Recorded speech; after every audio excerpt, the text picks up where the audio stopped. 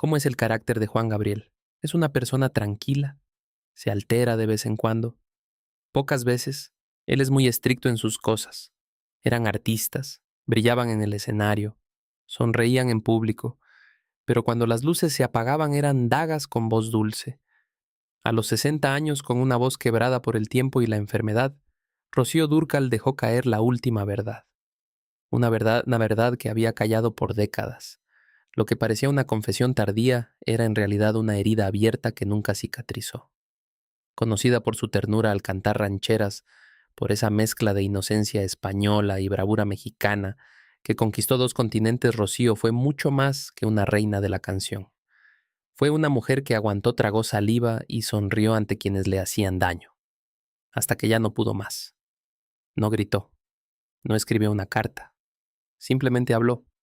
Frente a un círculo íntimo en la recta final de su vida, soltó 7 nombres. 7 figuras del espectáculo que marcaron su carrera con sombras, envidias, traiciones, desdén. A una la llamó soberbia vestida de inocencia, a otro voz sin alma, y a varios simplemente ruido con brillo. Después de una vida entre focos y aplausos, Rocío está contando su historia y es más áspera que una ranchera sin final. Rocío Dúrcal no nació para ser mexicana, pero México la adoptó como si hubiera nacido en sus entrañas. Nacida en Madrid en 1944, como María de los Ángeles de las Heras Ortiz, comenzó su carrera como actriz infantil en el cine español. Películas musicales donde cantaba con voz cristalina y sonrisa de niña buena.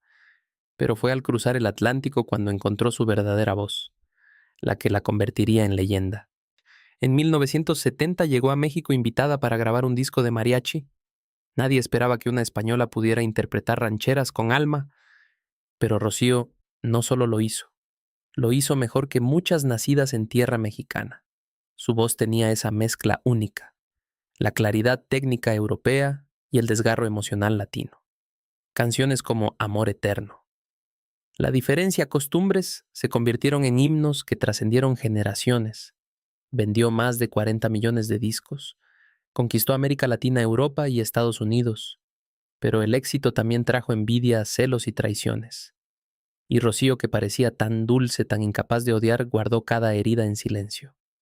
Hasta el final, cuando ya no había nada que perder, decidió hablar. Y nombró uno a uno a quienes la lastimaron. Juan Gabriel, el genio que la elevó y luego la soltó sin red.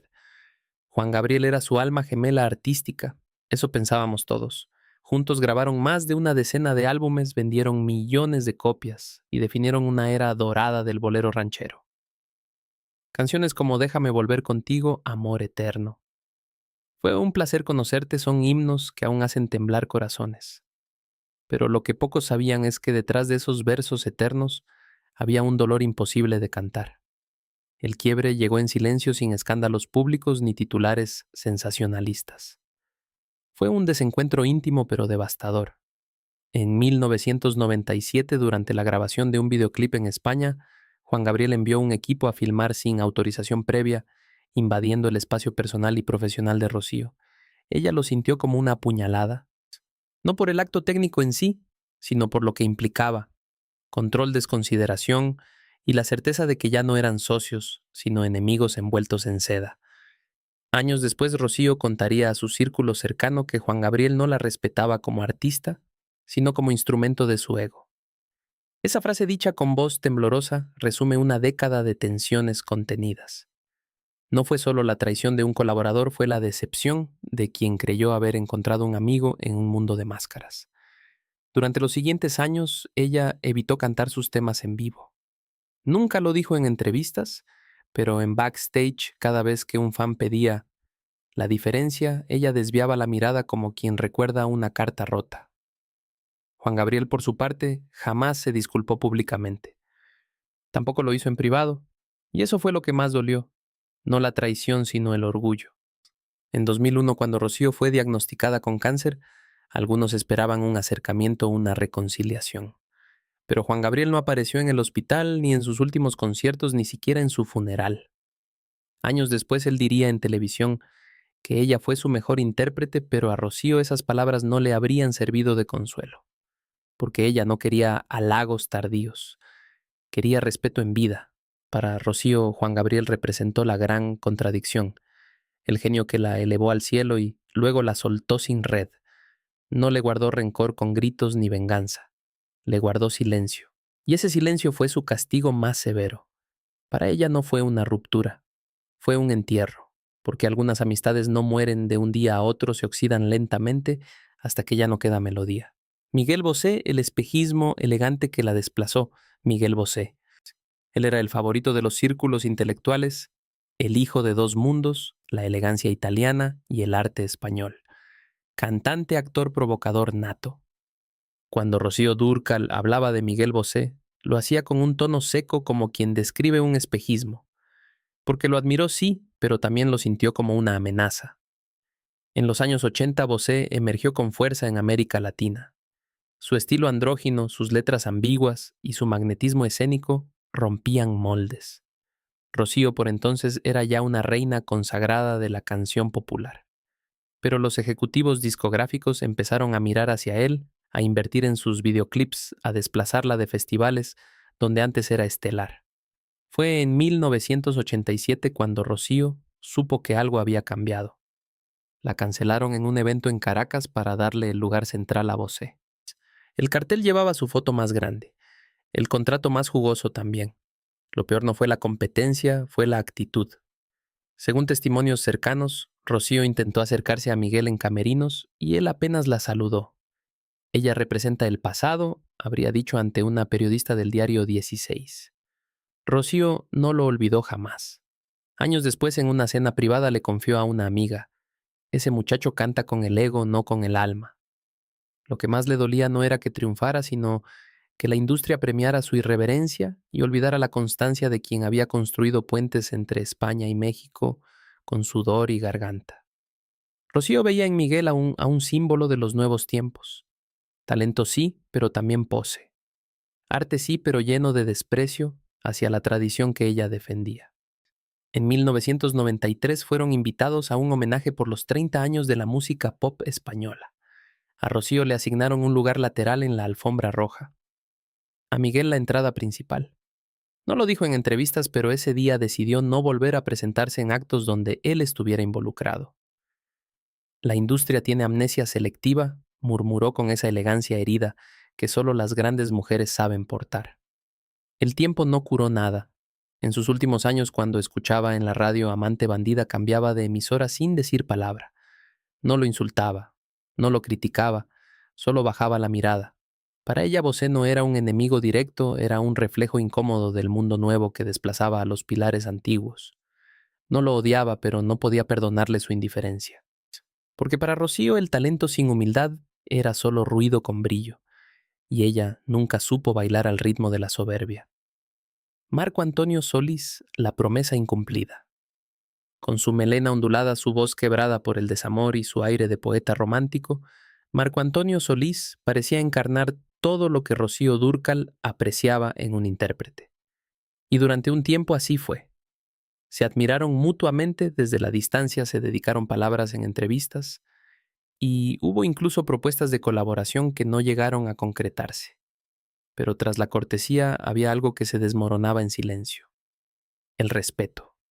La primera grieta apareció en 1999. Rocío estaba planeando un nuevo álbum con canciones inéditas y entre las opciones surgió el nombre de Marco Antonio como compositor principal. Según allegados a su equipo, Solís se mostró entusiasmado hasta que recibió una propuesta de producción de una cantante más joven y comercialmente más rentable, Thalía. Eligió irse con ella. Rocío nunca lo olvidó. Para muchos fue solo una decisión estratégica. Para ella fue una traición. Porque Rocío no buscaba solo canciones. Buscaba canciones que le hablaran al alma, escritas por alguien que comprendiera la profundidad del amor y el desgarro.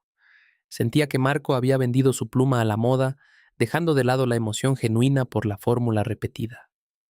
Durante una entrevista en 2002, Rocío fue consultada sobre los nuevos cantautores del regional mexicano. Mencionó a Pepe Aguilar, a Joan Sebastián, pero evitó cualquier alusión a Marco Antonio. El silencio pesó más que cualquier crítica.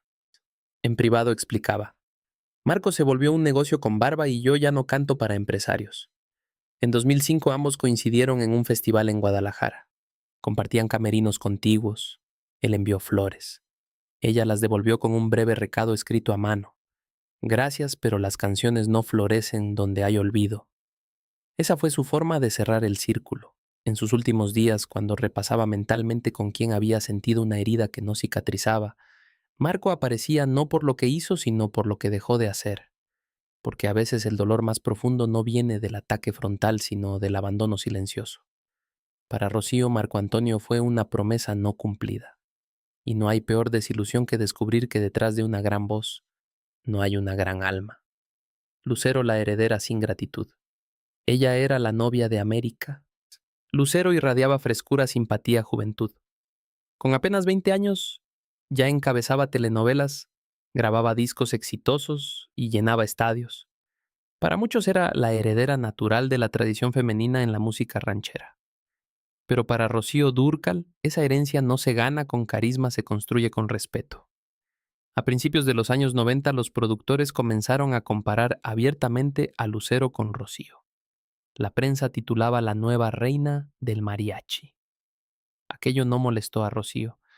Lo que la enfureció fue otra cosa, una declaración pública.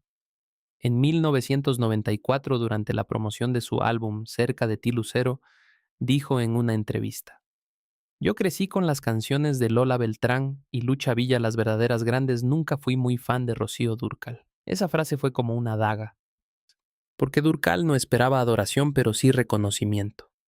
Durante años había defendido el género mexicano en países donde era incomprendido. Había cantado con mariachis ante públicos europeos que jamás habían escuchado un ay, ay, ay. Y esa joven que apenas comenzaba la despreciaba en una frase. Rocío no respondió en público, pero en privado anotó el nombre. En cada gala donde coincidían, Lucero saludaba con efusividad. Rocío respondía con una sonrisa helada, cortés, distante. Es buena actriz, decía después con tono ambiguo. Nunca más compartirían escenario, aunque fueron invitadas a los mismos homenajes. En el año 2000, Televisa intentó reunir a varias mujeres del género para un especial televisivo. Rocío aceptó hasta que supo que Lucero sería la conductora del evento. Canceló sin dar explicaciones. Quienes la conocían sabían que nunca compartiría protagonismo con alguien que a sus ojos no había demostrado humildad. En su diario, Rocío escribió una frase que sus hijos encontraron años después. El talento sin gratitud es una moneda falsa, brilla pero no vale nada. Esa frase tenía destinataria. No era rencor, era decepción. Porque ella había abierto caminos para muchas, incluida Lucero, y recibir desprecio como pago fue una herida que jamás sanó. Jorge Rivero Andrés García. Sara García, Las decepciones del cine. Los últimos 3 nombres en la lista de Rocío pertenecían al mundo del cine mexicano, donde ella también brilló en los años 60 y 70. Jorge Rivero, el galán de mirada intensa, compartió cartel con Rocío en varias películas. Pero según ella, detrás de cámaras era arrogante y despectivo con las actrices que no consideraba a su altura. En una ocasión, durante el rodaje de una película, Jorge habría comentado que Rocío solo servía para cantar, no para actuar. Esas palabras llegaron a sus oídos y aunque siguió filmando con profesionalismo, nunca lo perdonó.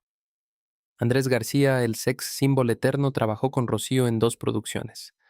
Ella lo recordaba como un hombre encantador frente a las cámaras, pero vanidoso y egoísta fuera de ellas. En una escena de beso, él habría hecho comentarios inapropiados que la hicieron sentir incómoda. Rocío jamás volvió a aceptar un proyecto con él. Y finalmente Sara García, la abuelita de México, el ícono de la ternura cinematográfica. Esta revelación sorprendió a muchos porque Sara era considerada una santa del cine mexicano. Pero Rocío confesó que durante el rodaje de una película Sara la trató con frialdad y desprecio. La razón: Rocío era española y Sara creía que los papeles principales debían ser solo para mexicanas. Me hizo sentir que no merecía estar ahí, dijo Rocío años después. Esa experiencia la marcó profundamente y la alejó del cine mexicano para siempre. Conclusión: la verdad que liberó su alma. A los 60 años, con el cáncer avanzando por su cuerpo, Rocío Dúrcal decidió que ya no tenía nada que perder. Había guardado silencio durante décadas, había sonreído cuando le dolía, había aplaudido a quienes la traicionaban. Pero en sus últimos días eligió la verdad. No buscaba venganza, no quería destruir carreras, solo quería dejar constancia de que incluso los ídolos sangran, que detrás de cada canción hermosa hay heridas que nadie ve, que la industria del espectáculo está llena de máscaras y que ella finalmente se atrevió a quitarse la suya. Los 7 nombres que reveló no fueron un acto de odio, fueron un acto de liberación, porque a veces la única forma de sanar es decir la verdad, aunque duela, aunque incomode, aunque cambie para siempre la forma en que nos ven. Rocío Dúrcal murió en 2006, dejando un legado musical imborrable, pero también dejó esta confesión final, un recordatorio de que incluso las voces más dulces pueden guardar los silencios más amargos. Gracias, Rocío, por la música, pero sobre todo gracias por la valentía de ser humana hasta el final.